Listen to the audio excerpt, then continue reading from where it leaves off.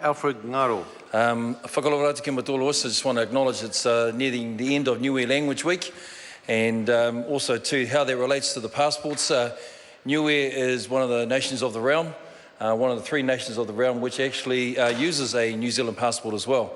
And so I just want to acknowledge it's Niue Language Week. And passports become very important because it does allow us to travel. And Mr. Speaker, just want to acknowledge that just recently with the New Zealand Parliamentary Rugby team and my colleague and friend over there, Chris Whawhoi, and a number of other 9 members of Parliament went over to represent a New Zealand Parliament over there. Unfortunately, it was an incident where, well, if it was like the netball girls where we had 2 games and we won, we actually would have come back with a cup. Unfortunately, we had in a situation where the rules were set against us.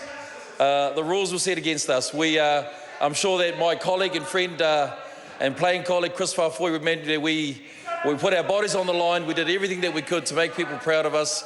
And at every border that we went through, LA with the passport, Mr. Speaker, it was an honour to pull out our New Zealand passport and then be able to enter into London over there. But Mr. Speaker, just in regards to this bill and its 3rd reading, I'm just proud to take a short call, but just to acknowledge the work of this of the committee and of the Minister and this intent. I just want to make some comments about the previous Speaker and how that the previous government in 2001, and there was some sense that it had reacted in reducing the validity period of the passports from 10 years to 5 years.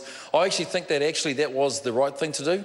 Obviously, evidence and experience has shown that other countries, in fact, Canada was one of those countries that did reduce their validity period from 10 years to 5 years as well. And it's shown that they've now increased it along with Netherlands. So I think actually the government has actually shown that as now it's felt there's issues around security and integrity around border control, and with its passports, it's time now to increase that validity period from 5 years to 10 years. Mr. Speaker, just a couple of comments I want to make to add to the debate in its 3rd and final reading is that I think that what's also important is that the bill also too reduces the maximum validity period of certificates of identity. In other words, these are non-New Zealand citizens who may be in New Zealand borders and therefore need a certificate to be able to allow for them to travel outside of New Zealand. And so we grant them a certificate at the period. At this time, it's 4 years. What the Select Committee has come up with, international convention, it's 1 year. We've now secured that at 2 years, and we think actually that's important, and that's in line with international conventions as well. The other thing, Mr. Speaker, that I think also too has been important is that we've sort of seen that since 2012, the online renewal of passports has increased. In fact, now 40% of adults are now renewing online, and so that upgrade into technology is important. As many have talked about, being able to be chipped in your passports, going through smart gates has also made the ability for people to transfer into New Zealand and other countries much more easy as well. Just a couple of last comments I want to make, Mr. Speaker. The other thing I think, just so that those of the public, we've talked about 10 years, and these are only for adults, so 16 years and up.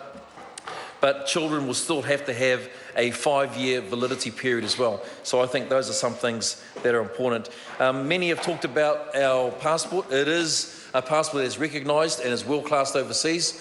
We know that 170 countries acknowledge our passport, therefore do not require us to have visas, and that shows that our passports have both their credibility and integrity that's important internationally as well. So, Mr. Speaker, this is a bill that's a very simple bill really, make some changes, upgrades into the latest technology as well, and I think that's important, but at the same time to make sure that it's affordable and accessible. These things are important. Mr. Speaker, I commend this bill to the House.